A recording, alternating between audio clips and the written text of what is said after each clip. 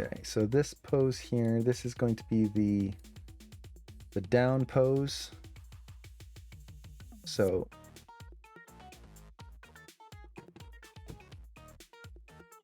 no, wait, sorry, this is the push-off pose. So here, this foot should be flat on the ground. Let's roll this up.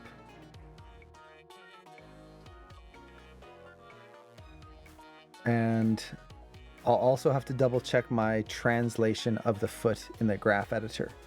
But before I do that, I'm just going to get the other foot in place. I'm not doing the arms too much here just yet. I talked about this yesterday. I want to make sure I get the feet working pretty well first. And then from there, I can get the arms and the rest of the body kind of in place. If I start working on the body, I could do that. There's nothing wrong with it. But essentially what can end up happening is I try to refine the body a lot, only to find out that something went wrong with the legs, and I have to redo a whole bunch of stuff in the body. So I'd much rather just make sure the legs are working first, get all of that in, and then kind of work my way up. This is more of a layered way of animating. For walk cycles, I tend to really prefer the layered method. So like right here, you can see that the arms don't move. I'm not looking at those. Let's see, how to use pan and zoom. I want to zoom in, but don't want to mess up the camera. You hold down the backslash key, this one. It's the one right above the enter. So hold that down and then middle mouse drag or right click drag in your viewport. So if I hold that down and then use that, losing my voice, you can zoom in and out or pan, and it's a 2D pan and zoom. If you tap that key, it'll reset it back or jump back to your panned version. So I can go back to normal, okay, see how my shot looks, zoom back in, get all my detail in there. So that's essentially it. You can also find it in your viewport right here.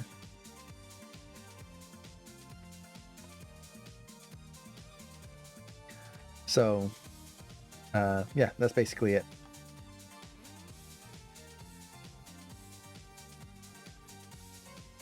Okay. So run. These leg poses are pretty good. I'm just gonna get this next pose in here. So take all this, set a key, and this pose is going to be foot still in the air here, this leg kicking off and pushing back.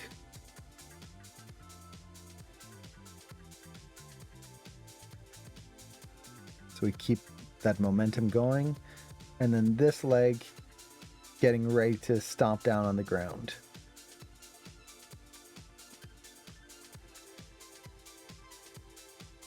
So something like that.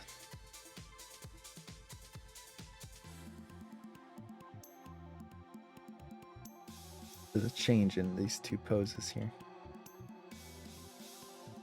Weird.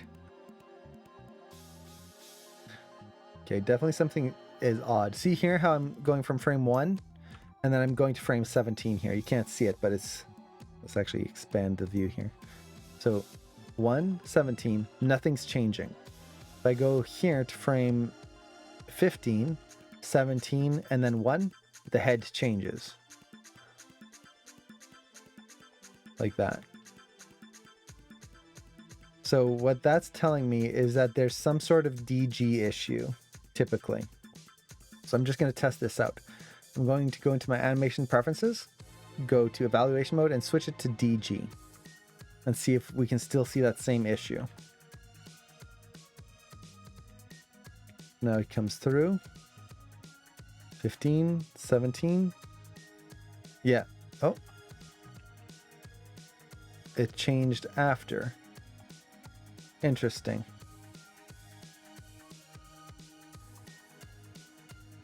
So it's not an evaluation issue. So I can change this back to parallel. Parallel tends to be faster, so it's nice to have if you can. I don't think it's a graph editor issue, but I can always double check. Now this is strange. Why is my curve, my graph editor zoomed out? Look at these values here. It's like into the, I don't even know what number that is. How many zeros is that? And that's for the rotate Z. Interesting. Let me take my rotate Z.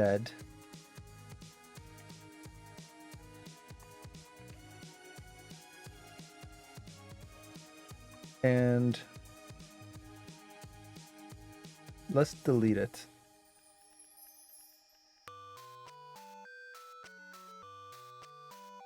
Just get rid of that animation on there. Yeah, see how there's still some animation? I deleted the channel.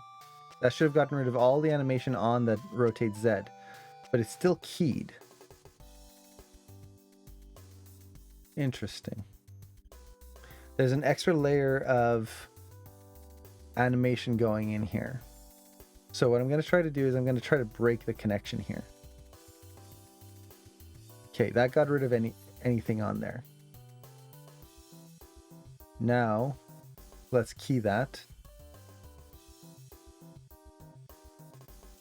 Okay, that fixed the issue.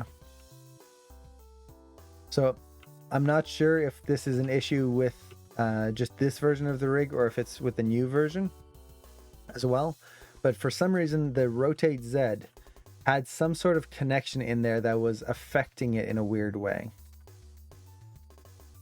Breaking the connection and then just rekeying things seems to have solved it.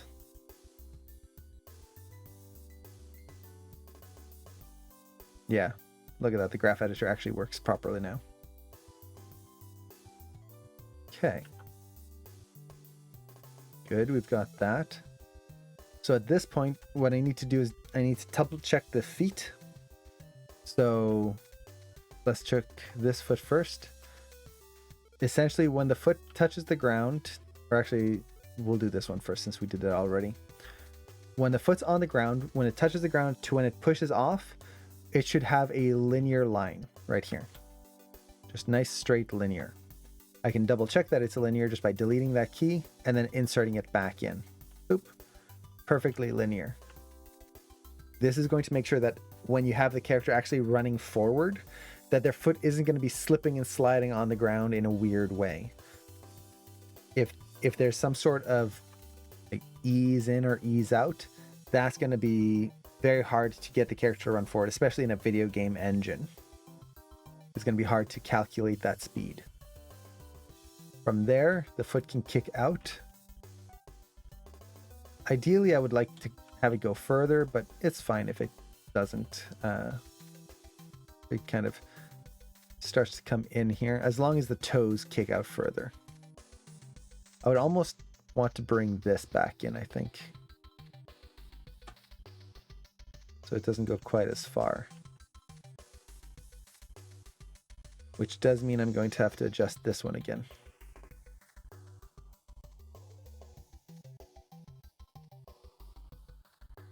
There we go. I technically don't need a key there, but I like having keys.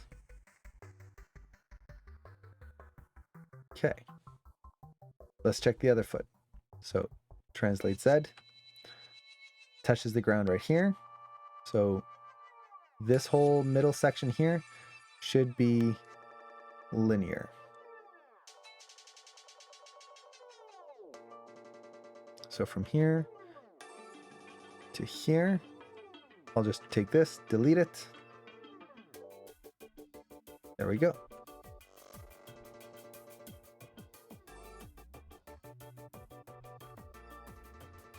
We've got the legs.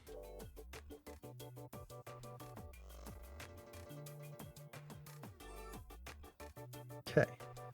So from here, 20 batillion. Is that correct? Was that the actual number for all those zeros we had? I don't know if I've ever heard of a patillion. Let's see. I think that's working pretty well. I'm not a fan of how straight this foot is. See how it is becoming horizontal with the ground? I try to avoid this in my animations if I can, because it tends to flatten the foot and make it feel like the character actually has their foot on the ground. So if I can, I'd rather have a little bit of an angle change in there, just to keep the flat sections for when the foot is actually on the ground. Okay. So I think the feet are working pretty well. Let's actually look at them from the front view. Yeah.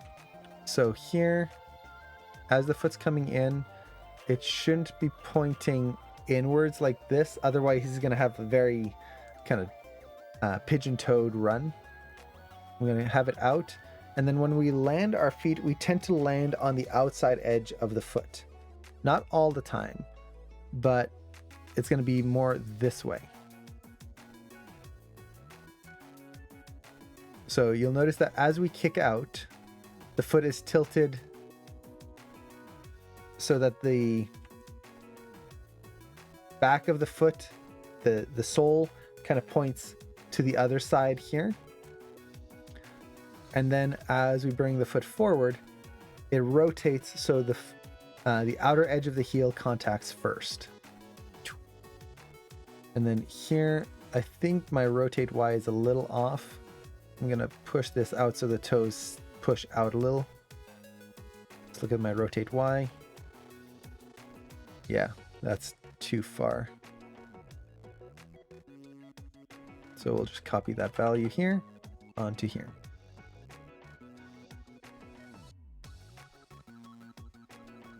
Then it kicks out. And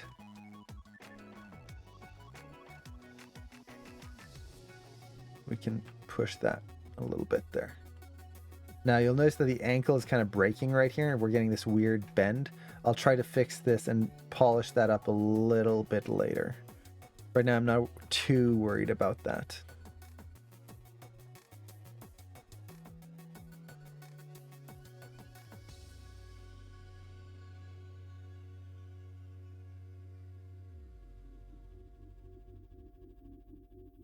Okay.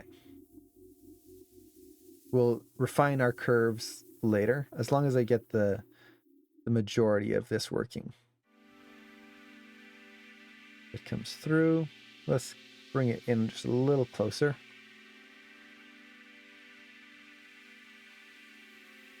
Okay. Now, as it's coming through here, the foot kind of feels like it's holding a little too closely right there. I think I can untuck the leg a little bit there. It kind of feels a little tight. I'm also not getting a great silhouette in that knee right there. See how both legs kind of link together? This is what I typically call a mermaid syndrome, which is both limbs are lining up and then separating at the joint like this. Creates a mermaid tail effect. And ideally what should happen is we should either have that knee leading a little bit more or dragging a little bit more so that we see both legs individually. Now, since the leg on the ground can't really do much, it's where it is. It has to be there. I'm going to try and change the leg that's passing. Just a little bit. So even something like this should help. Where now we can see that knee going out forward.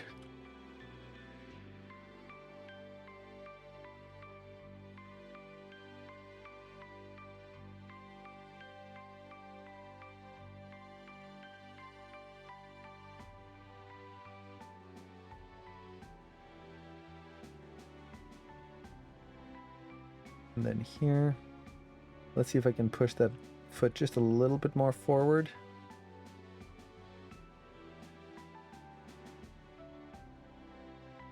And see how that the foot is straight up and down right there?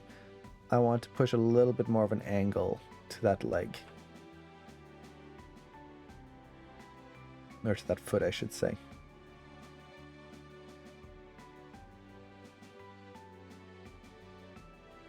Maybe we'll go the other way. We'll see. I'm not locked into any specifics right now. So, just trying things out.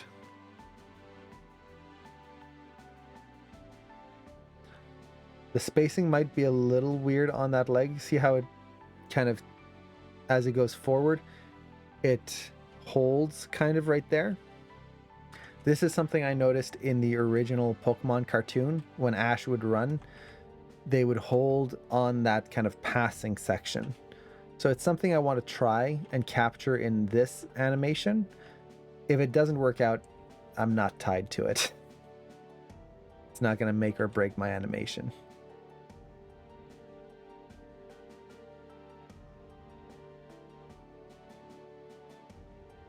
Kind of want to keep this foot just a little bit further back. Get more speed in there. Okay. So we've got the feet basically doing the right thing, basically. We can go in and polish, but we don't want to go in and polish right now because things might change. The next thing I want to do is just go in and get a good hip pass going on this character. So essentially, for this, it's just going to be the ups and downs of the hip. And let me just double check something here. Yeah, so we're going to get a little bit of Translate Z on this rig until I can update it to the newest version. I didn't do that yet because of the texture issues, and we can't really see what's going on when the textures are reset. But essentially, the first thing is going to be my Translate Y pass, the up and down. We go from the contact pose here, and then it goes down. That's good. Drops down. Keeps dropping down a little bit here. Is that correct? Technically, it can go either way. The hips can either drop down as the body weight still kind of anticipates for the next push off right there, or I could use this as a way of starting to create the push off here.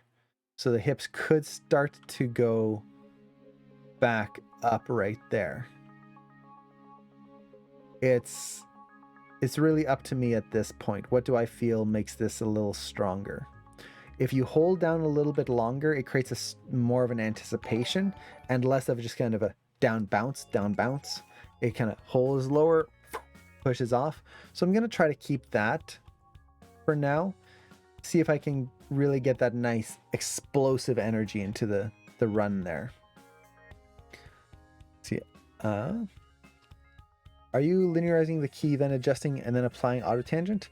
I would, so for that area for the foot where I was putting it to linear, I deleted the key, made sure both of these are linear, and then I added a key back in the middle just so that I save that pose and it doesn't get changed or tweaked. That's really it. Technically, there doesn't need to be a key, and whether it's auto tangents or linear tangents or anything like that, doesn't really matter. To me, it's just the fact that there's a key there to save that pose. So yeah, that's pretty much it. Okay, so then he jumps up. We let the hips kind of ride up a little bit there, just a little bit more. He comes back down. Then here. Hey, Jux, hey, how's it going? Thank you so much for the sub. Hope you're doing well. It's been a while. Thank you so much. I really appreciate that. Hey, hope you've been well. Let's push this a little lower. No, too low. So it comes down, then pushes up.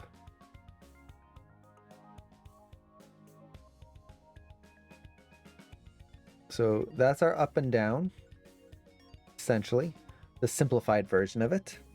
We might adjust it. As we see it in full speed, things might change.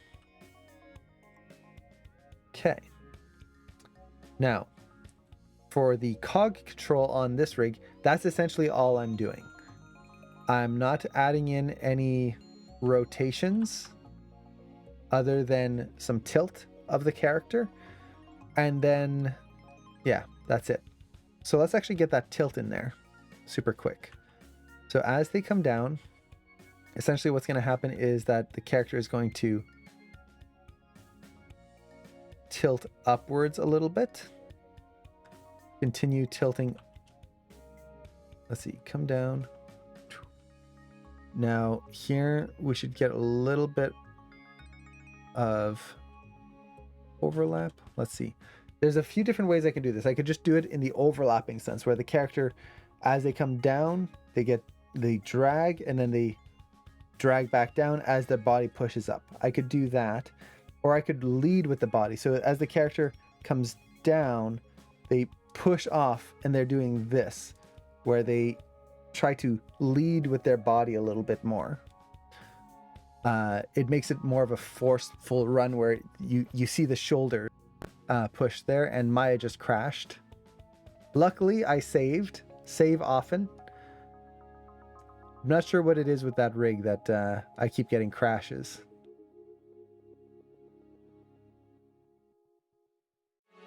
Let's see. Luckily, I have another version of Maya open, so I can just go whoop and open that up. And have I seen Wish Dragon? Yes, I have. It was really good. Wish Dragon and Luca. Both of those I highly recommend. I saw that too, unfortunately. Let's see. What other animated film have I seen recently? While the shot opens, I've got a list here.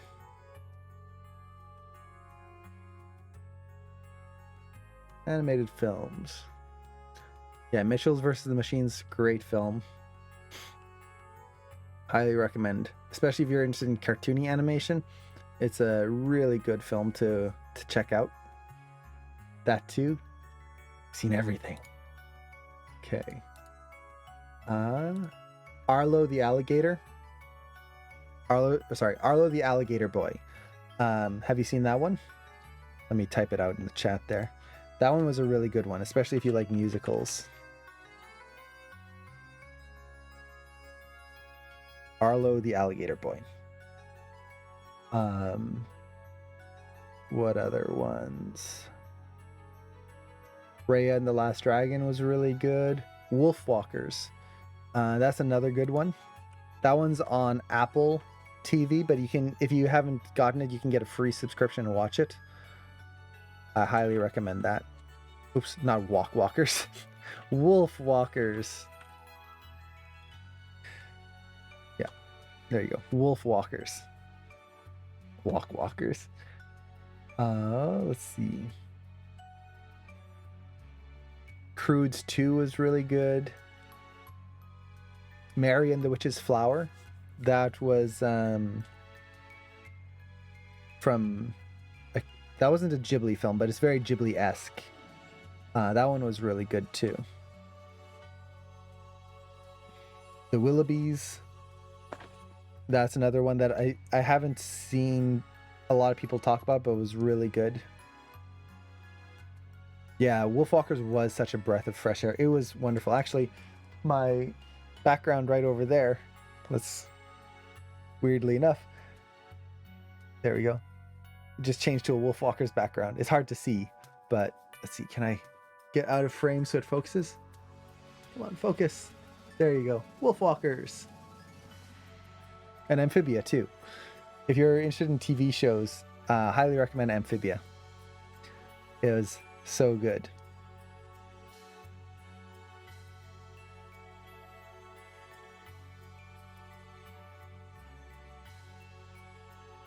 Also, hi Jing, how's it going? Has anyone watched it here? Oh, do you mean Storks? Storks was really good. I love Storks. I've been wanting to do a animation analysis on it for a while. It's got some Just really good moments, especially the wolf parts where they transform and create these different objects. It's just so good. Okay. Thinking we rotate Z. Comes down. Goes up. As it drops down, I can drop it down a little bit more here. And then it comes back up.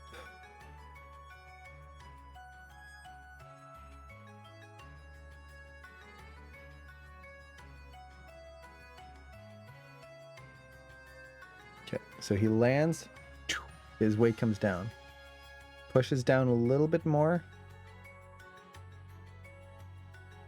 Pushes up and out. As he runs up, he comes up a little bit more there.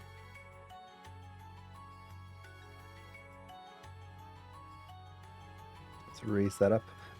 When I'm doing overlap, I like to over-exaggerate how extreme the ups and downs are, because then it's easier to see, and then I can always tone it down afterwards.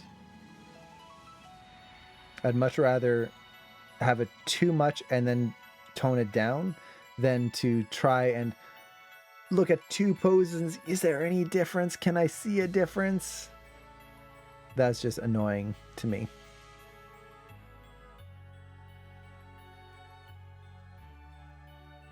So now he drops. Yeah, there's too much of a drop on these poses here.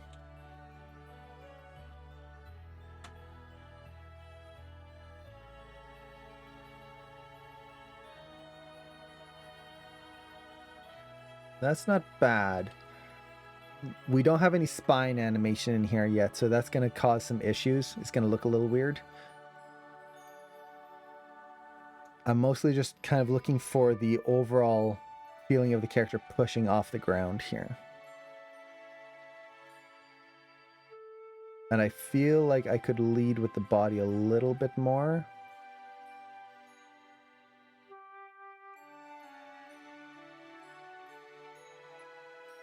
But I think for now, we're going to keep this. It's not quite where I want it to be, but we'll wait until we get this a little bit more spine stuff in there first. The submarine, yes. So good. It made no sense. But that's the thing with Storks that I really loved, is that a lot of it made no sense in terms of the anatomy. It made no sense. Suddenly birds had teeth. Some scenes they didn't. But it didn't need to make sense. It was just a fun time. And a lot of films often get caught in like that. They have to be serious. They have to follow these specific rules. And especially with animation, you don't. You can do so many cool, fun things. And it just makes the whole thing more fun because of it. It's the beauty of animation. Okay. Now let's do the hip rotation here. So essentially the hip rotation, as the hip rotates, the first thing I'm going to focus on is the rotate Z. The rotate Z is going to be the most sympathetic to the legs. Essentially what that means is that as your legs go forward, that hip on that side is going to go forward. Think about it like if I'm going to reach for something. If I try to reach for a jar of cookies, that's my go-to example, the jar of cookies. If I try to reach for it and I don't use my clavicles or my chest, I can only reach this far. If I use my clavicles, I can go a little further, right there. So when we reach for something, our clavicle kicks in. Now our legs don't have clavicles. They just don't. The leg bone goes right into the hip. So it'll only reach so far. So in order to go even further, you rotate your hips or your chest to go even further. So that jar of cookies, clavicle, arms, you can see I can reach much further than just here. As we're running or we're walking, our hips do the same thing. So as our leg goes forward, our hips help that motion go forward. So essentially here, as I'm looking at this character, since this leg is forward, that hip should be forward. As he comes through and we get into the passing pose right here, the hip should be helping that leg to pass forward. So it should be, I look at the 0 line right here, it should be on the other side of that line, and then it shouldn't dip back. This makes no sense right here. Why would it stop? It would keep going until we get to this point here. Now that side is the most forward that it'll be right there on the contact pose. That's the most extreme. And then from there, it's going to start coming back.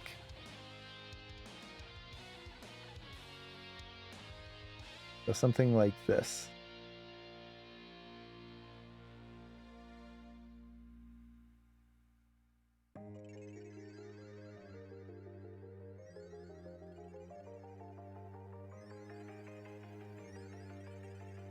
Can ease that out just a little bit more so he doesn't feel like he bounces his hips on a wall.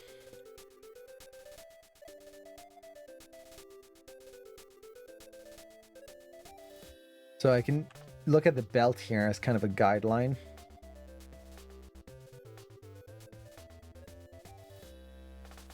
Save the scene. So if I look at the belt, we can watch that hip rotating right through there.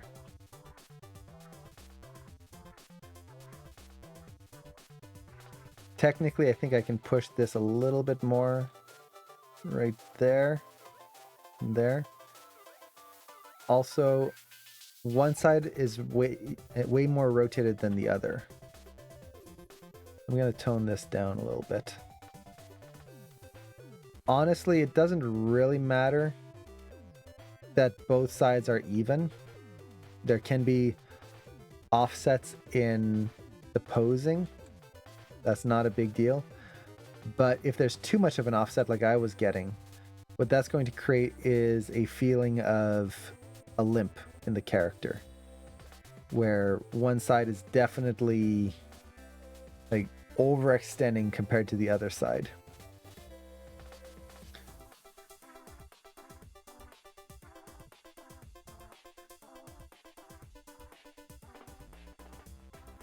Okay, make sure these actually match.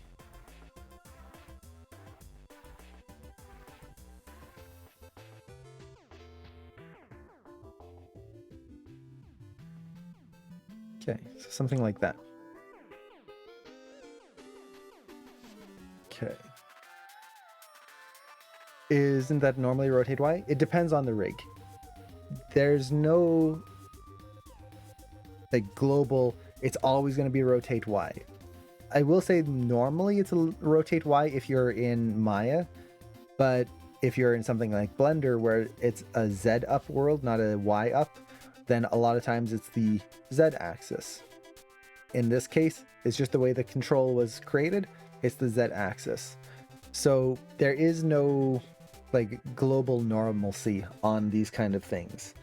And it's something we just have to be very aware of. I've used a lot of rigs where usually the rotate X is the tilt up and down.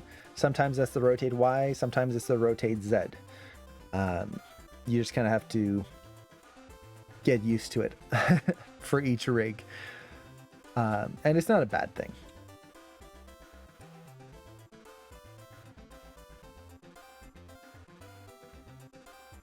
So I'm just going to reset my rotate Y here. So this is going to be the tilt of the hips side to side. And for this, we have a few different ways we can do this.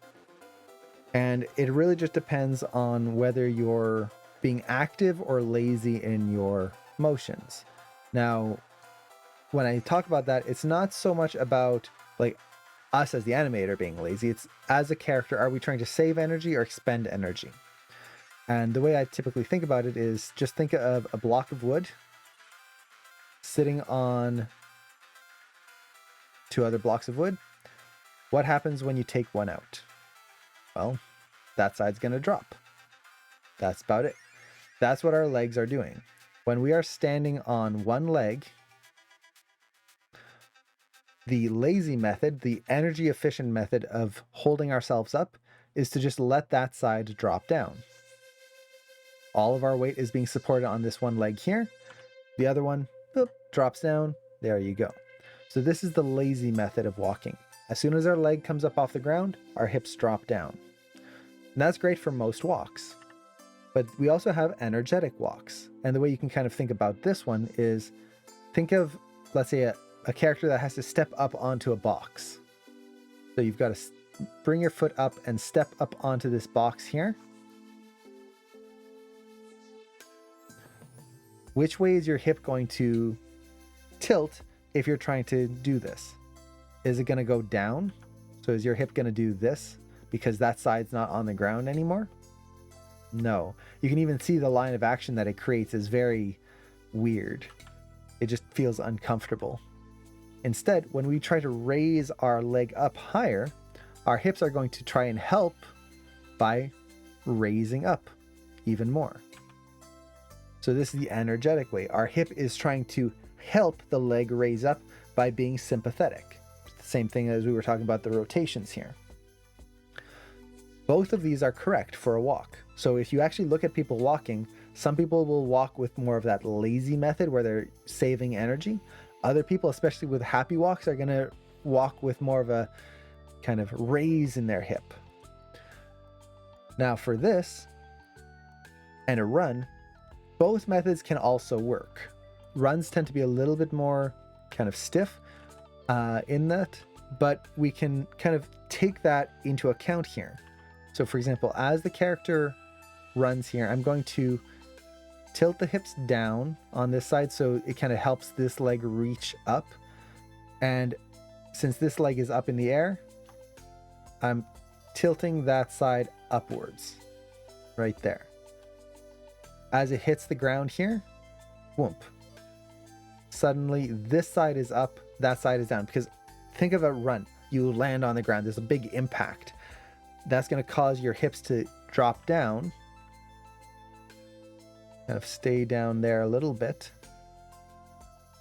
And then as the character starts to push off the ground here, start to raise that up a little bit more.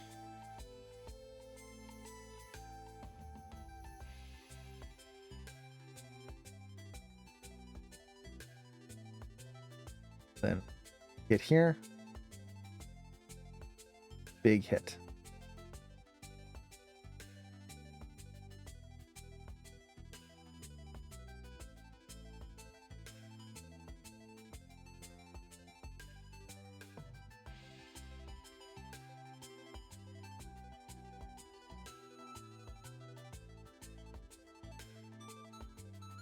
Okay. I'll clean this up after. So that's the active run? Yeah, runs tend to be a little bit more active.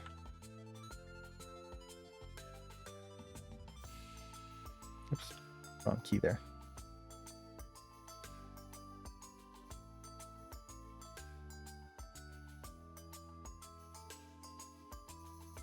Okay.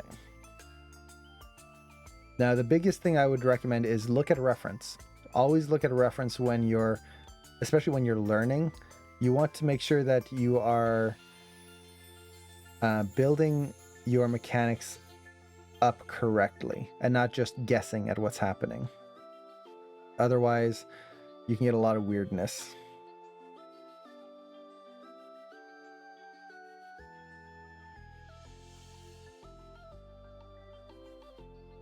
Tilt. Push up off the ground.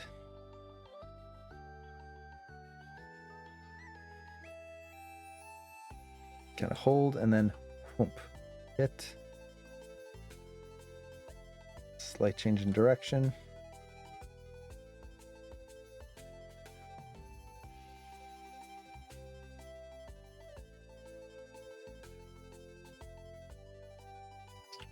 Make sure I grab that first key as well.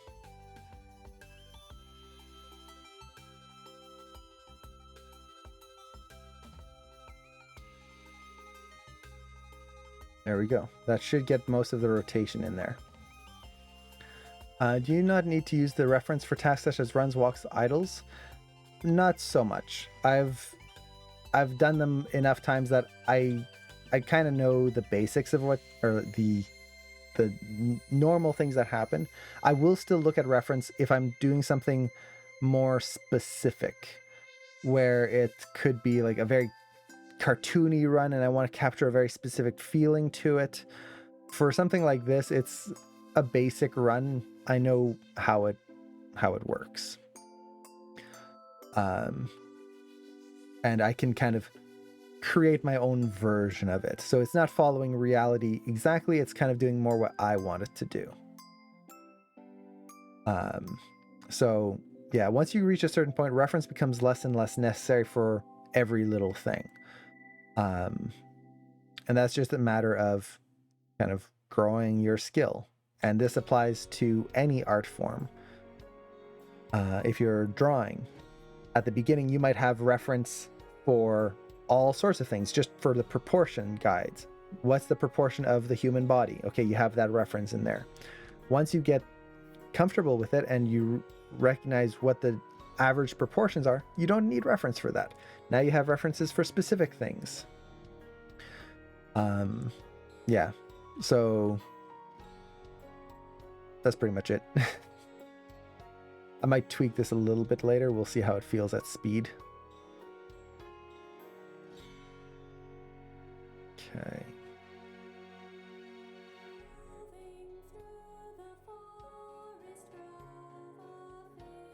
So I think the hips are pretty much done. I don't need to worry about the rotate X right now on the hip, which, what is happening here? Yeah, don't need to worry about any of this right now. Rotate X is going to be the tilt of the hips, and I'm going to add that in once I get the spine in place. The hips during a walk or a run, they don't really tilt that much. If they did, we'd be wobbling all over the place as we walked. It's very subtle. And what I'm going to try to do is that I'm going to build it into the sympathetic action of the spine. So let's see here. Let's get the spine in place. Just very roughly.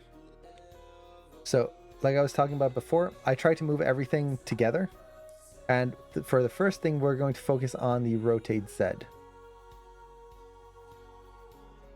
And let's see. Interesting. My sync isn't working on the channel box here. Normally when you're animating, and this might be Maya 2020. Normally I use Maya 20, or sorry, I used Maya 2020 and this is Maya 2022, and it might be an issue here. If I click on here, if you have sync selection in Graph Editor, when you select a value, okay, there you go. I just had to turn it on and off. See here how I can just select rotate Z, and now it's showing only my rotate Z curves in the Graph Editor. This is a great way to speed up your workflow. So rotate Z here is going to basically be similar to the rotate Z of the hips, that side to side. It's just going to be sympathetic.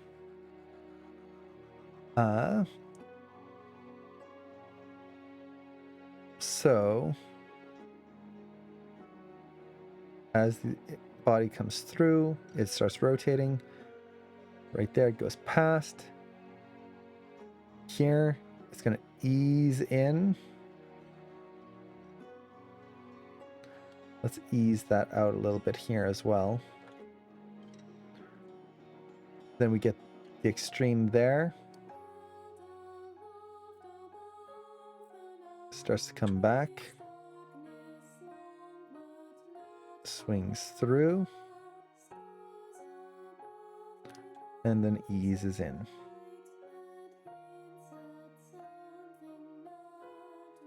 There we go. We've got that motion in the body now. Very basic. There's going to be a lot of refining that goes in here. But for just what we need here, this is fine. Okay, let's look at the rotate Y. The rotate Y is not going to be much at all in this type of run.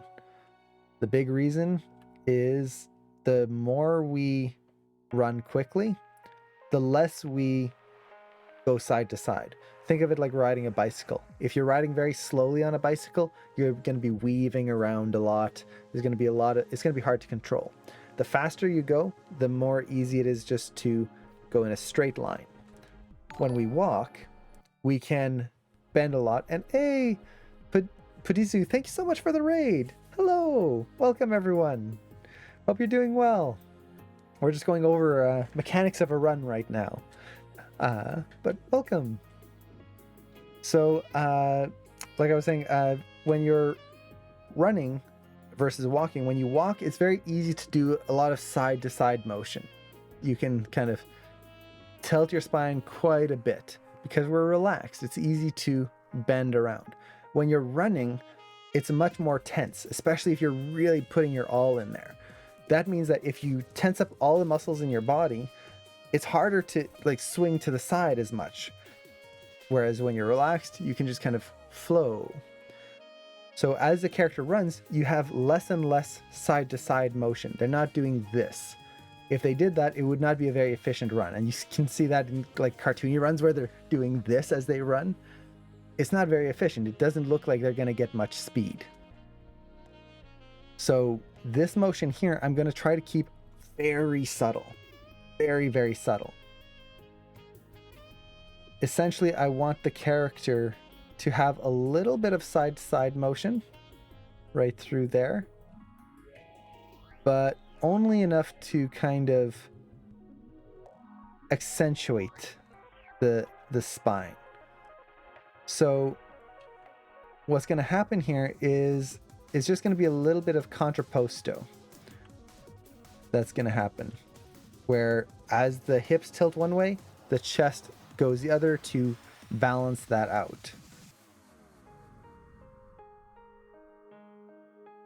So I think I'm going to, on this pose, if the line of action, think of the line of action coming through, it's going to curve around this way. So I can push that, exaggerate that just a little bit here. Get that extra little roundness in there.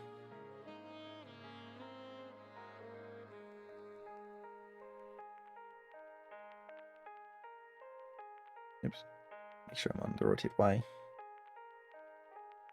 There we go. And for some reason, I didn't zero all of that. There we go.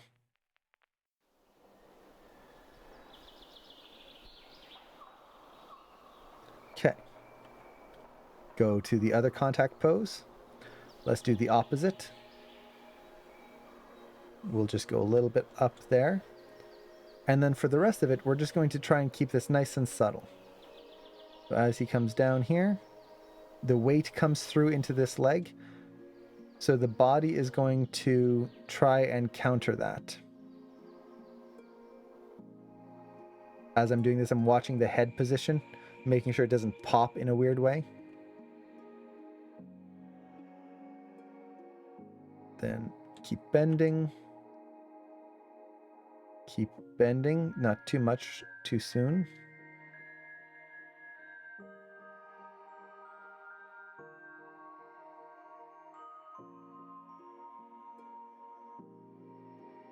And then go back the other way.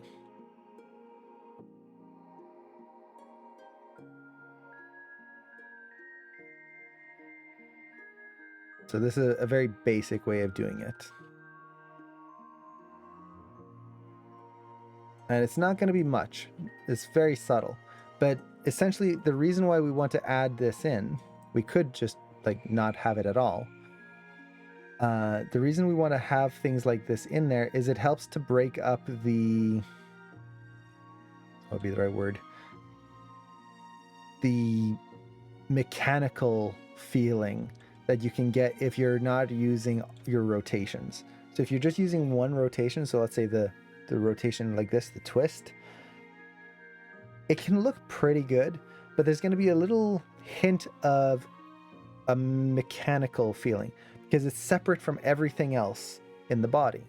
It's the same thing when you tilt a character forward. If they're just tilting straight down, that's boring because we can't do that in real life. If you actually watch people when they bend down and they have all sorts of rotations. They'll bend down and they'll twist around to it, or they're going to like bunch into one side of the body more than the other. There's all of these little variations, and when we can build that in, even slightly, it can help to make the shot just a little bit more dynamic. Now, is it necessary? No. You can kind of get away from not using it, but I always like to try and build it if I can.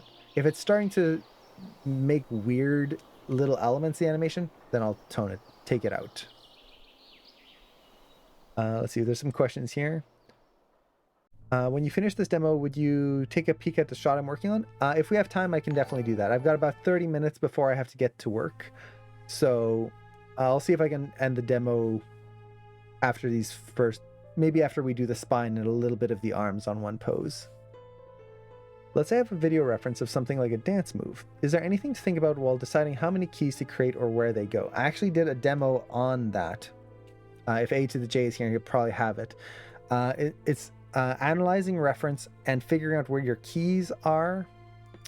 If you go into videos, I think it's called, is it analyzing reference? One day I'll have that YouTube channel that is going to be easy to find things. One day. But essentially I go in there and I talk about analyzing your video reference, finding out which keys to look for, what types of keys you can find in there, whether it's contact poses, contacts, extremes, or key breakdowns. And then how to exaggerate that both in timing and then posing. So a full demo on all of that. Essentially, what I tend to look for in reference is anytime you have a contact with a foot, especially for a dance, when a foot contacts, that's going to be very important because it's going to allow you to block in all of your steps and make things read clearly.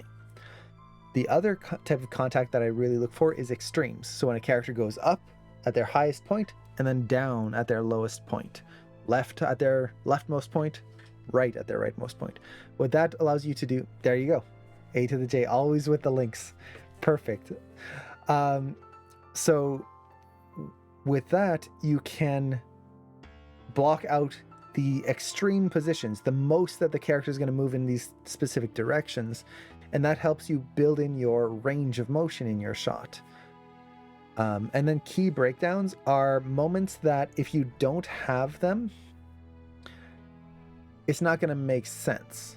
Now, this isn't necessary for your first blocking pass, but I like to find them as well, just in case where, let's say if I have a character turning their head and they're doing this, if I have a key here, that's an extreme left, or in this case, it's screen leftmost, and then screen rightmost head direction. Well, how do they get from there to there? Are they just turning robotically? Are they dipping down? Are they going up? What's happening? Are they maybe anticipating before turning? There's a lot of ways you can break that down to make it interesting. So I like to have those in there. So yeah, I hope those videos help. And if you have any questions on that, let me know. When tweaking curves like you are now, why not delete some keys when it would keep a very similar arc to the curve? I personally like to have keys in there to maintain the curve. So what I mean by that is this is a habit that I've built up over time from using very few keys. So let's say I have a curve like this. I'm going to buffer it so we can see a snapshot of it, and then go to view, show buffer curves. Okay, it's already on. So we've got this curve here. Technically, I don't need these keys. Right here, don't need them. Right here, don't need them. Instead, I could create this pretty much the exact same curve just by using my tangents. So I can take the curve here, go to free tangent weight, or sorry, weighted tangents, and then free tangent weight right here, and shape the curve just using my tangents. Like so. So instead of having 6 extra keys, I did the exact same curve with 3 keys. Yay. The problem with that is this is all tangent based. There's nothing that's actually saving these keys. So this is a short shot. We're doing 17 frames, nothing. Imagine you have a 300 frame shot and you've cleaned up your entire curve using this method. And we don't need more keys. We've got exactly the shapes we want. But what happens if I accidentally hit auto tangents? Oop. All of our curves are gone. You can see this one especially totally different. If you don't set keys, you can very easily lose all of the information that you've done. And this has happened to me twice when I was a student. I cleaned up my entire shot. I polished it. It was almost done. And I don't know what happened. I was a student. I probably just hit the wrong key. Probably hit the wrong button.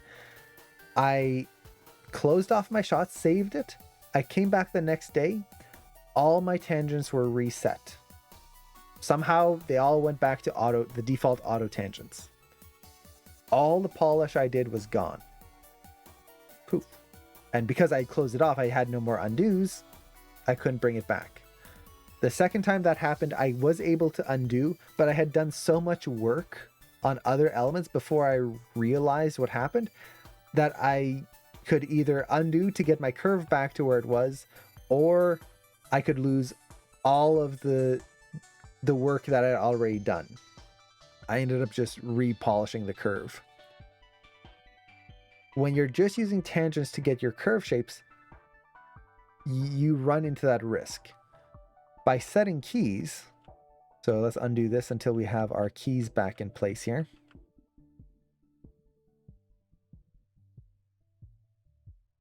If you have keys in there, if suddenly your tangent types change, oops, auto tangents, or linear tangents here, or oops, stepped tangents, and oh, I want auto tangents, boop, right back to where it was. Even if I polished this curve up and I wanted something a little bit more specific, so maybe, let's say I want a little bit more of a overshoot right here, something like that. So I clean up my curve, and let's say that's exactly what I want for some reason. And oops, auto tangent, reset everything.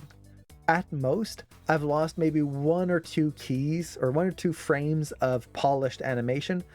The rest I can kind of, yeah, it's close enough. I could polish it up a little bit if I wanted to. So that's my reasoning behind having more keys.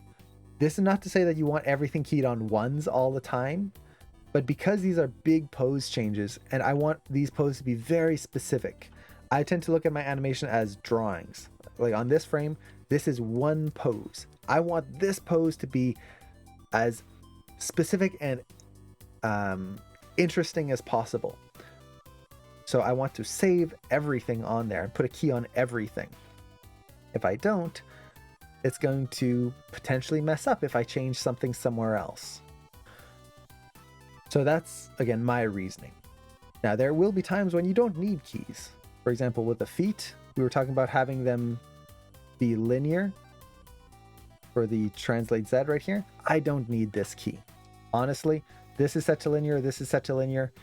I know this is always going to be linear. I do not need that key. If anything, that key is just getting more in the way than anything. But I could keep it there if I want. It's not affecting anything and it's not hurting me too much. So yeah, hopefully that answers the question there.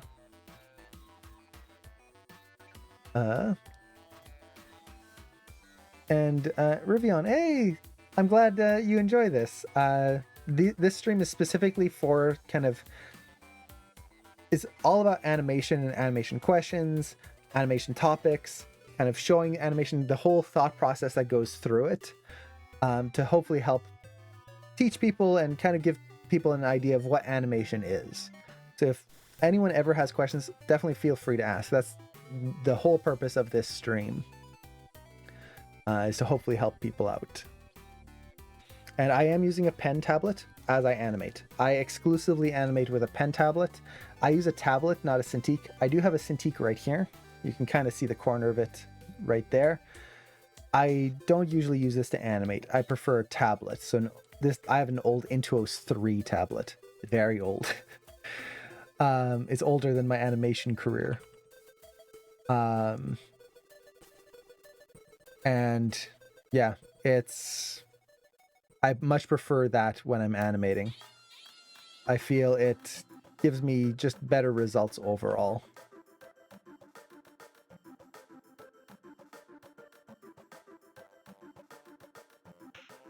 Looking at the rotation Y of the hips here. Oops, zoom in. Something felt a little off on the hips there, so I'm just adjusting them.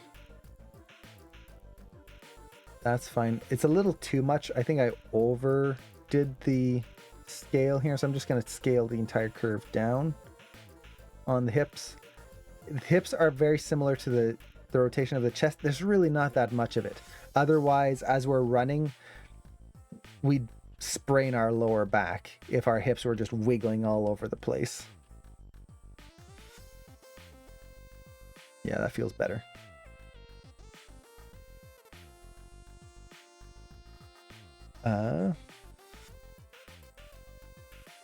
I personally don't polish anim in the graph editor. I'm using Curve Tracker, and in the viewport, I just put the thing that I'm polishing to where I want to create good spacing and arcs.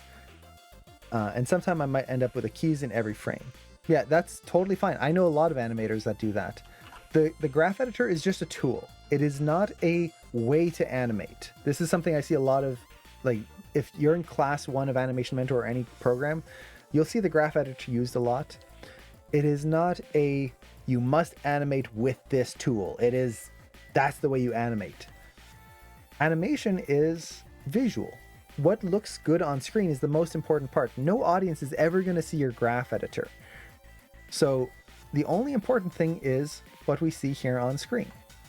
If you prefer to go and really think about it more in that, I guess you could say classic style of animation, the 2D days, and just think of your poses as a whole, you can do that. Totally. There's nothing wrong with it. So I could just go in here and pose out the arms, and like, I don't need a graph editor. I can just go straight through, and you could animate your entire shot without a graph editor. The graph editor is essentially just a way to simplify certain things, to make sure that spacing is exactly how you want. So for example, with a foot, making sure that the translate Z is perfectly linear right here, making subtle changes that can be very difficult in the viewport. That's really it. If you don't want to use it, you don't have to. And I know a lot of people who don't use it. I know a lot of people who only use it for certain things. So just for a little bit of polish here and there. Yeah, it's up to you how much you want to use it. So for example, let's say I want to do this arm here. I can just go through and I'm going to just look at my visual spacing, and you don't even really need to track your arcs for that. Just look, you can just do this visually, and this takes a little bit of practice, but I'm just watching where that elbow is, making sure it comes back as it swings through. I might bring that arm just a little bit more forward so we get a bigger swing back here. Try to break that silhouette right there. So it comes through, swing, up. That's our extreme. Okay. I think I could push it even more. really swing it back. So to answer your question, is it a bad workflow or should you not be doing that? No, not at all. If that works for you and it makes sense and it makes animation easier to understand, totally fine. There is no like master workflow that you must follow. All of the suggestions I give here, this is what works for me, what I feel comfortable with, what I feel gives me good results in my animations and kind of allows me to animate either more quickly or just more efficiently. But if you find something that works better for you, if you find something that just, yeah, that feels right, go with it. As long as you're not wasting time. That's kind of my biggest like caveat is if you're animating and you're just wasting time, try to find a different workflow. We don't want to waste our time as animators. And by wasting time, I essentially mean like if we're doing a task that is taking us 2 hours when we could do it in 10 minutes by using a different method. This is where constraints can come in. For example, constraints, you don't need to learn constraints. Constraints are not necessary for us as animators. But if you do learn constraints, boy, do they speed up your workflow in certain areas. So by learning constraints, you help speed yourself up a little bit more.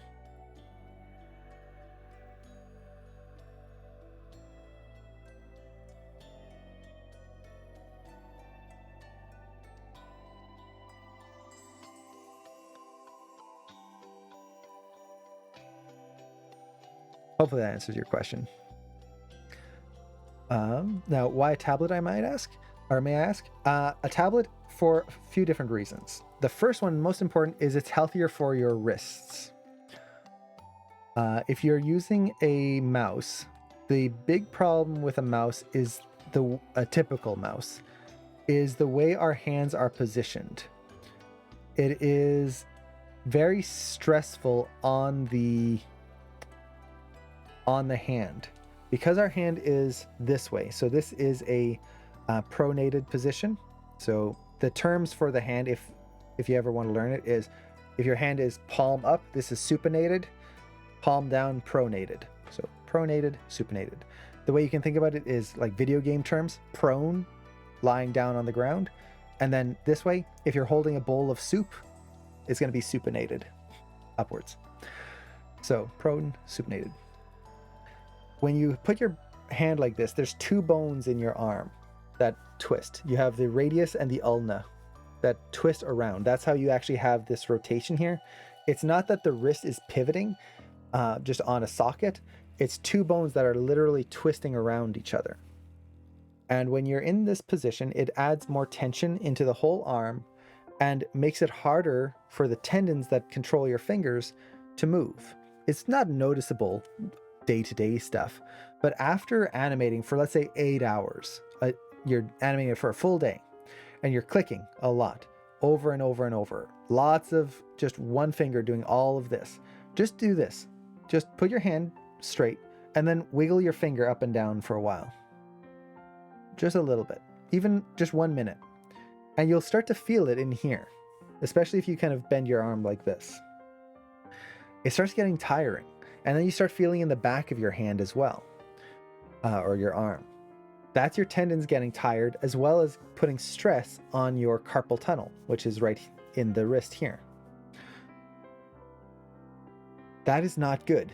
When I started learning animation, after the first, the first 3 months, I was already starting to get really bad wrist pains in my hand. So the solution to that is to have your hand vertical, so in a rested position. And that's not supinated or pronated, it's just rested and relaxed. This keeps the bones kind of at a neutral position.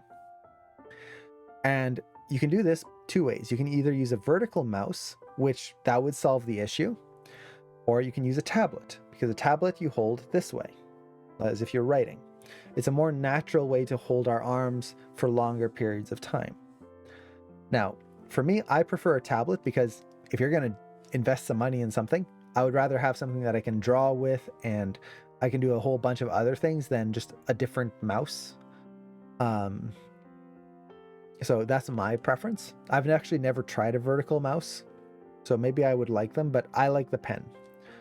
The other reason I like the pen is it even is better than a vertical mouse in the sense that it puts very little strain on your hands.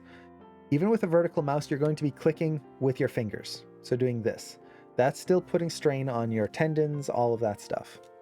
With a pen, you tap. So to click, I just do this, tap. My fingers don't move. It's just the muscles controlling the wrist that are moving. No pressure on the tendons. To click, other than the left click, if I want to right click or left click, right click or middle mouse click, it's the button right on the back here. So it's my thumb that's doing all of the work. The nice thing with the thumb is the thumb has a muscle. Your fingers don't have muscles, they just run on tendons. The thumb has a muscle here that can help move it and take a little bit of the strain off of the tendons. And it's a very little motion, you can see. It's just this. And most of the time it's just a right click, so I'm just doing that. Just a little pressure. Like, let's go full screen. Just boop, boop. You can see the thumb moving a little bit. That's it. That's the biggest motion I have to do on my hand right there. So that saves a lot of strain on your body just by using a tablet. Yeah, that's the biggest reason. The other one, because of the tablet, is I can draw. If I have a grease pencil plugin for Maya that I can draw in Maya directly. So if I want to draw over a pose or try to figure things out, I can do that. I just feel it's much more intuitive than trying to use a mouse. And overall, it's going to be hard. Like if you're used to a mouse and you switch to a pen, you're going to hate it. When I switched to a pen, I hated it. I could not work with it. I was so uncoordinated. Ugh. What I ended up doing is I took my mouse, I unplugged it from my computer, and I went to the other side of the house and put it in a drawer. And I forced myself to only use the tablet for a few weeks. For everything. You can't really do it for video games, but for everything else, I just use the tablet. By the end of, I think it was 3 weeks, I had a hard time going back to the mouse. I just found the tablet so much more comfortable for long periods of time. There are definitely things that the mouse is easier with. You have a little bit more finesse on certain things, but for most other things, I use a tablet. Even when I'm doing video editing, I use a tablet. Most of the work I do on a computer, like actual work, I'm using a tablet for. And it's just, to me, so much more comfortable. And when I'm animating, what I really like is it feels like you're actually moving something. Like to me, like in my mind, it almost feels like I'm selecting a figurine and moving the arm myself versus interacting with a computer. And it feels like I'm removing that barrier. It feels more, I don't know, physical. And I like that.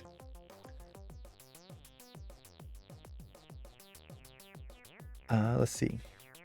I guess even when you animate for 8 hours, I let go of my mouse often enough, not straining my wrist. Even if you do that, you might not notice the strain, but it's still happening. There are a lot of animators, if you don't take care of your wrists and your body, after like 20 years of doing this, I know some animators who can't move their hands. They can't grab things anymore. Even holding a pen is painful. One animator started using the mouse with his foot because his hand, it just hurts too much to hold a mouse. And when you get to that point, your career is almost over because animating is, it's painful. You have to take care of your body. Now, part of that is stretching. So getting up, doing some stretches of your arms, just taking breaks, but also making sure that you're not putting a lot of repetitive strain on your hands. sitting with a good posture. Don't sit with a hunch.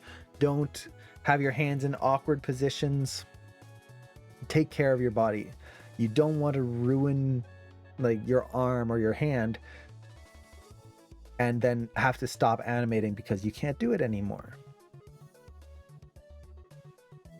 See, if you have a storyboard who gave you if you have a storyboard who gave to you no time to animate something correctly, what kind do you think do you throw away and which one do you keep? 12 principles of animation. That's hard. It really depends on what's needed in the shot. Overall, like the 12 principles, you shouldn't be throwing any of them away. They should all be there. But the biggest thing that I would do is try to just go for appealing poses over like super complex motion. If you have appealing poses, even though they don't have to be polished, but like some pose that's decently interesting to look at, that's usually going to be more interesting than animation that just moves but the pose underneath isn't interesting. So focus on good posing and some good breakdowns. That's going to be the two big things to focus on. If you really don't have enough time, oftentimes it's just look at what other people are doing on the shot and kind of match their style so it all kind of feels uniform. Hopefully that helps. Okay. No, he didn't know the thumb had a specific muscle. Yeah, so for the hand, the way the hand works here is, for anyone who doesn't know, this is a little anatomy lesson. The fingers don't have muscles to them. There's no muscles in your fingers, which when you think about it is a little strange considering everything that you do is muscle based. If I bend my arm, that's the bicep here curling in and bending my arm down. If I straighten my arm, that's the tricep here pulling and straightening the arm. It's always a pull. The muscles are always pulling in a direction. So pull, that straightens it. Pull does this. If I raise my shoulder up, that's the muscles of the shoulder pulling this down. If I raise or lower my arm, that's the latissimus muscle, the lats right here, pulling down the arm. Moving forward is the pecs right here, pulling the arm forward. It's all a matter of pulling, and it's all muscle based. Fingers, if you look at the anatomy of the fingers, there's no muscles in the fingers. No muscles here. So how do our fingers move? Well, the way they work is you have tendons that run from the front of the fingers all the way down through your wrist right here. That's your carpal tunnel right in there. And then down your arm into the muscle down here. Same thing with the back of the hand. You have tendons that run down the back of the fingers, down. You can actually see them right there. If I do this, you can see the tendons a little bit right there. Same thing with your thumb. You have a tendon runs back, one's front. And the way they work is that the muscles down here are pulling on the tendons, which pulls it down here. Or if you pull the tendons back there, it straightens your fingers. It's a puppet, basically. Puppets on a string.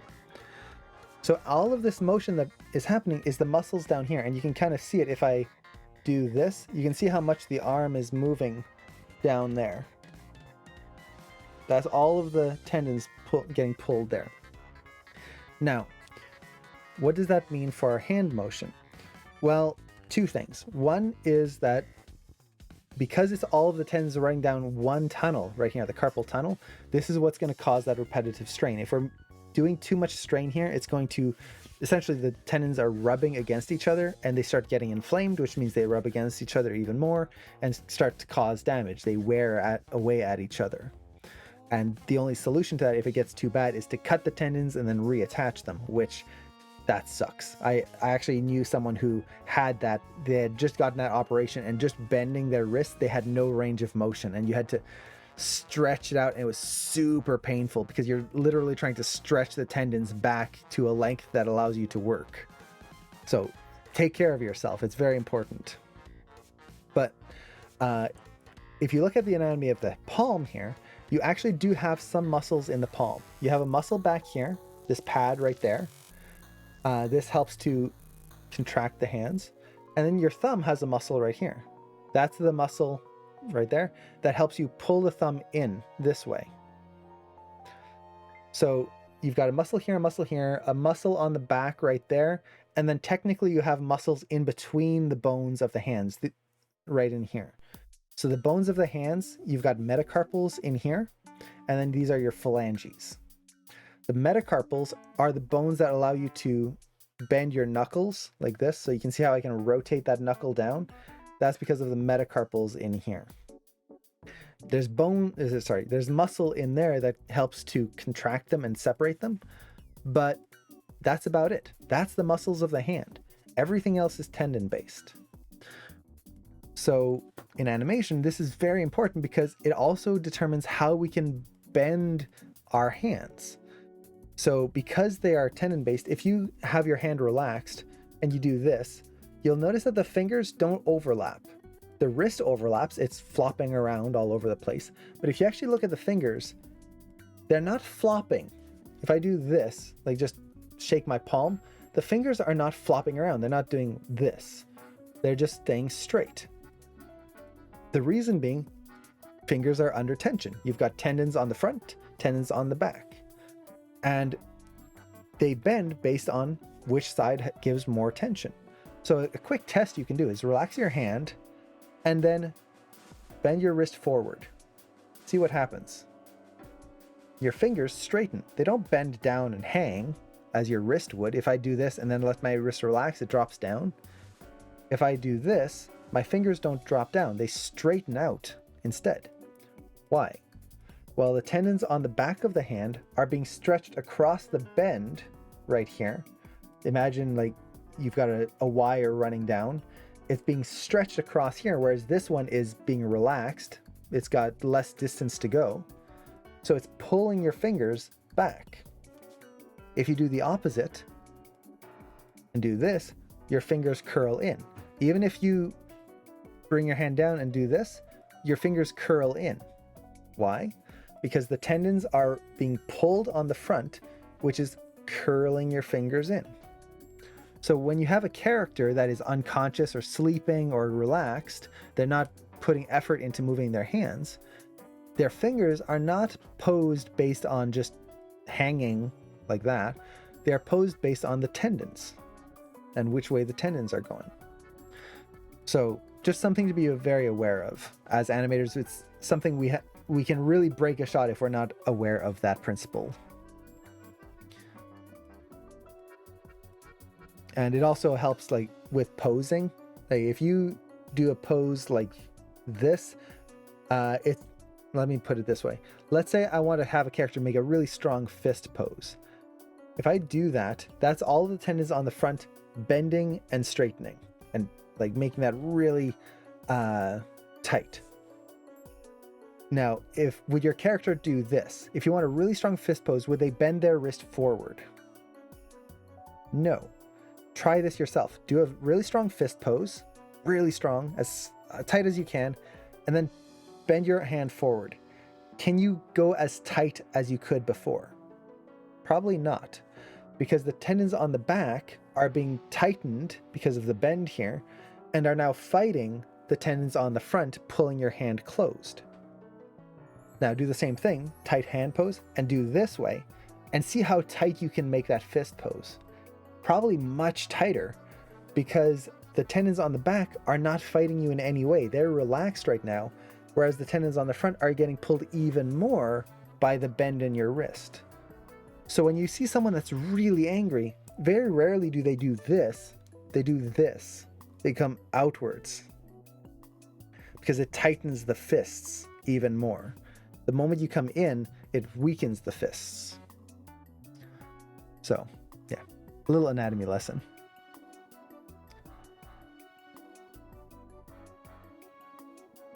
Okay. Just catching up with the chat here. I missed a bunch. Okay. Okay, catch up. Quick fire questions. Double clicking is easier for me on the mouse, but yeah, using a pen tablet is so much better. Yeah, for me, double clicking, I'm just used to it. It's just tap tap and then it's done. One thing that can help with double clicking if you're using a Wacom tablet is, oops, if I can spell. This is an option I highly recommend turning off under mapping, I believe. Use Windows Ink right there. If you have this turned on, it makes double tapping or clicking and dragging kind of a pain sometimes.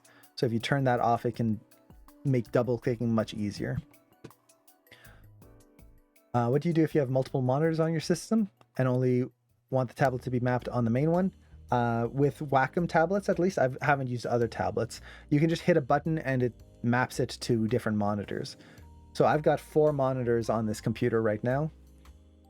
I'm working on just one. If I click a button, it'll switch it to another, switch it to another, switch it to another, or switch it to all of them all at the same time. So I can just hit one button on the tablet and switch through and no problem. Okay.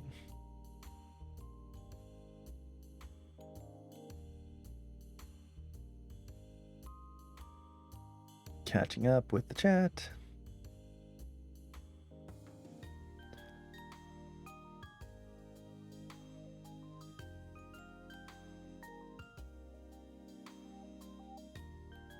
How far is the run animation at? It's getting there. It was a little slower today than I wanted, mostly because let's get to yeah, right there. Oh, we're already on the desktop. We didn't get quite as far. I was trying to update the rig earlier because of the new update that got created, but it didn't quite work out, so it kind of set me back a little. But we're getting there. We've basically got most of the poses mapped out. I think all I really need to do is pose out this arm, and then we should be done for the main block out. It's still not quite where I want it to be in the sense of polish, but for just the main motion, we should pretty much have it in place.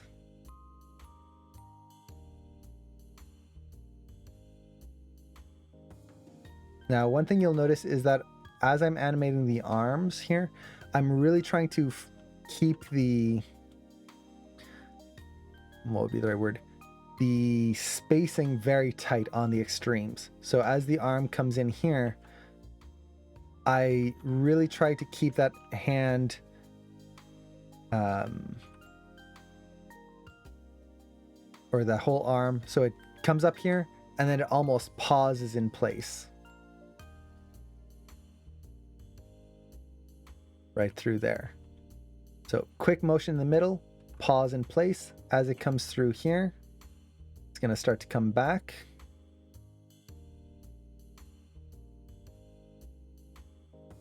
But I want to keep that hand very close to where it was before. The reason for this is that it helps to make the poses read more clearly. When you have fast motions, something like a run, for example, it tends to be better to favor the extremes and go very quickly through the middle. So I'll just kind of draw that out in just a second here. Now it's going to look weird because we don't have the clavicles done just yet, but something like this. As the arm goes forward, I want to add a little drag to the elbow here. That'll help to keep that drag in there and also keep that silhouette clearer.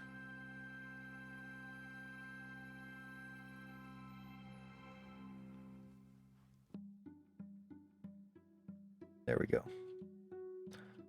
So you can see, if you watch the hands, how they go to the extreme, hold, hold, hold, hold. That makes things read more clearly. If you have spacing where everything is kind of moving evenly, and maybe just a little ease out here, it's going to be hard to have your eyes focus on one area. It's just going to be constant motion. It's the arm going to be doing this the whole time. It's not going to be clear because we're not going to see any poses. It'll just be constant motion. So instead, you hold the extremes a lot and one pose in the middle like this, and essentially what you're going to have is do it, do it, do it, do it, and that makes it read more clearly because you can see the extreme poses and it makes it read. So with the arms here, that's what I'm trying to push. Very fast in the middle, then hold on the extremes.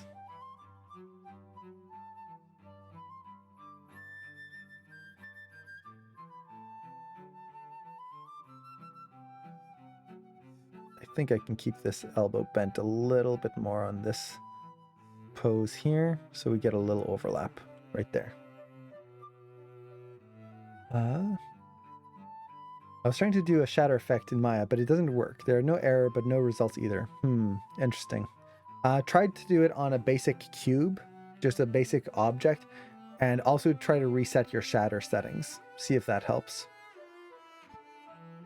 See, I know a person who has been a carpenter for 35 years, has a permanent bend on his ring and middle finger from hammering. Yeah, doing that is a pain. The person I know that had carpal tunnel, he was a contractor, so similar. A lot of just manual work, and it ruined his hands because it's just that repetitive strain.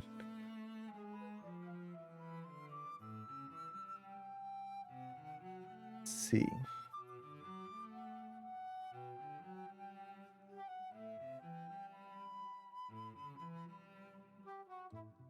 Okay. So I think I got all the questions there. If I did miss a question, feel free to repost.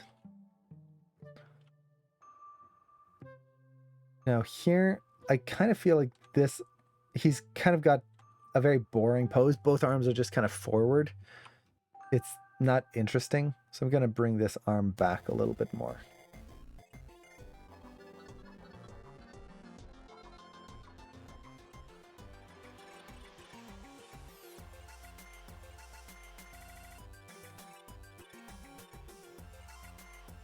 There we go.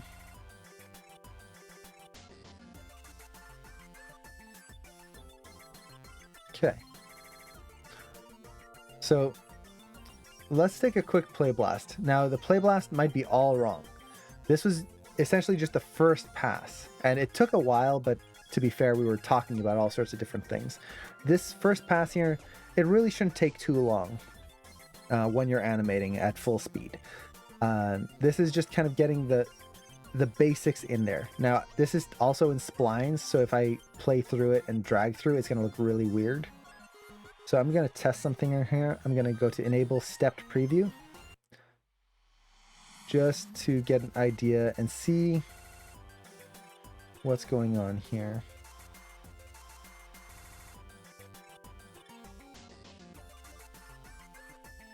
Yeah, so something's breaking right there. Enable step preview. Yeah, this is the problem with enable step preview. I wish it would work. It's such a cool idea in Maya. Essentially, the idea behind it is if you click on this,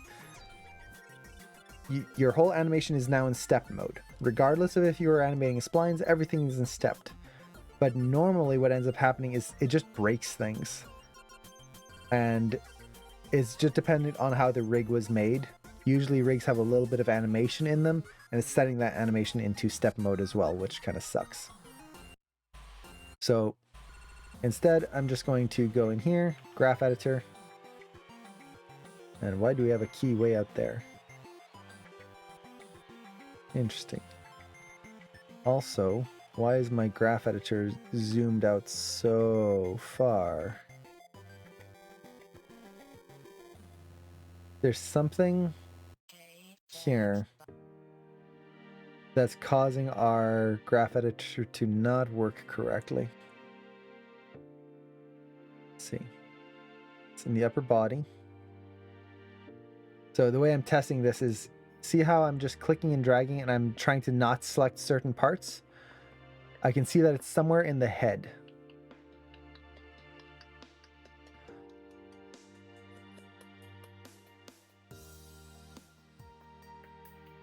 So I'm just clicking and dragging different parts until I can find the area that is giving me this. Oh, wait, there you go. Almost had it.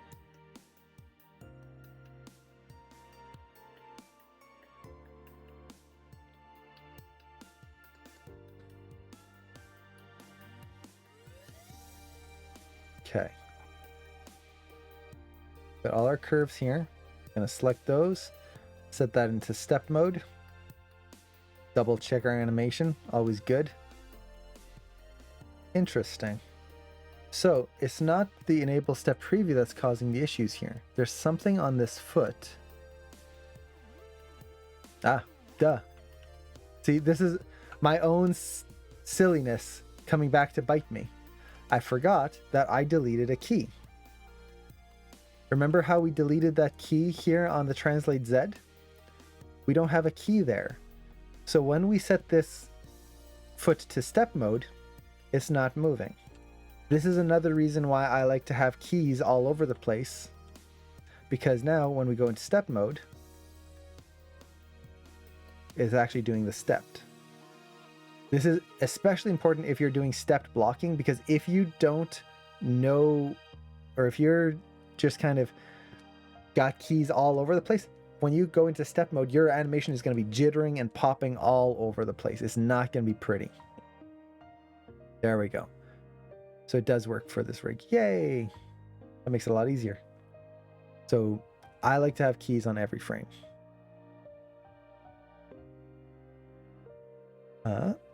So yeah, the fact that this rig has IK fingers is amazing. I love it. I want to see if I can do a test at some point with IK fingers and just kind of play around with that. Okay, let's do a quick play blast here and make sure I play blast from the correct viewport, and also double check my play blast settings, because that's going to be helpful. So when I play blast, I usually do it in a Qt format, or sometimes this is called AV Foundation. I like to set the encoding. That'll keep the file size a little smaller. And I always set my own custom size, usually 1280 by 720 or 1920 by 1080, and make sure the scale is set to 1. And then I like to save to a file. I'm just going to save that on my desktop, and we'll call this Ash Run and B001. There we go. And we'll see how this feels. It could be totally wrong, but regardless of how it looks, I'm gonna have to get going pretty soon, but we can fix this in the next stream. And then in that stream, we'll be going into a lot of the polishy details. So really refining things in there. Now, let's see. Let's make sure it's not flipped. And let's see how it goes. Not bad. It's definitely feeling a little bland. Like if you look at it, it's just kind of up and down, very boring. There's no arc to the head. If you watch the cap, it's just going at an angle, straight back and forth, back and forth. That's killing a lot of the momentum of the head. The feet, they don't feel too bad, honestly. Going into splines will definitely help the feet. The arm is feeling repetitive. What's making the arm feel repetitive is I'm gonna have to do it this way. So it's doing this. If you watch that, the arm closest to us, it's just swinging back in one direction and forward in the same direction. Back, forward, back, forward. That is boring. To make it more interesting, what would happen is it goes forward and then back like this. So something like that would be more interesting. See how it's not repeating the same arc, just back and forth, back and forth. It's going forward and then curling in, forward, curling in. Or you could do it the other way, like that. Suddenly that's more dynamic. We can do the same thing with the arms, where as the character's running, let's back off a little bit here. As they run, they go forward and then come in like this a little bit more.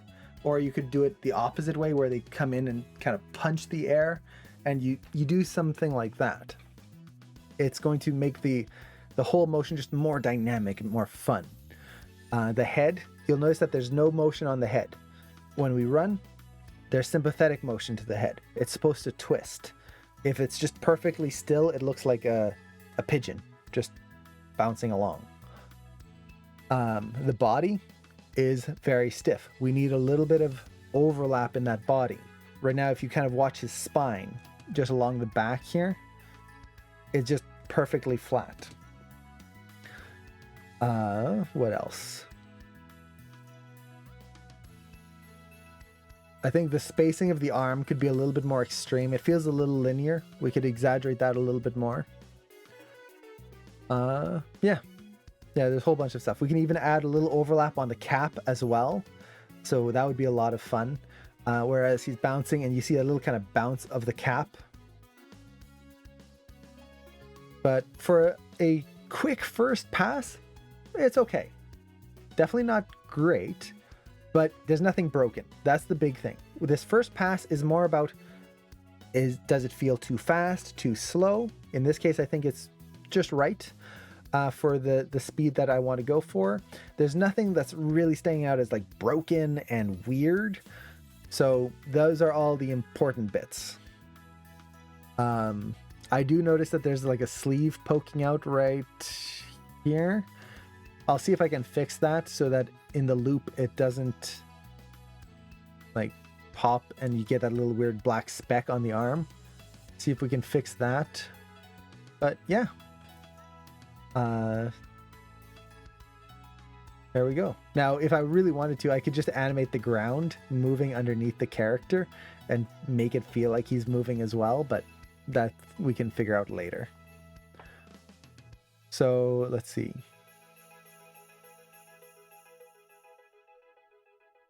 I mean, the schedule on Monday, you can check the stream schedule. You can also join the Pratt Bros Discord channel. Yeah, so the Discord, there's announcements on there when there's streams, or when sometimes I have to cancel a stream because of work or life happens.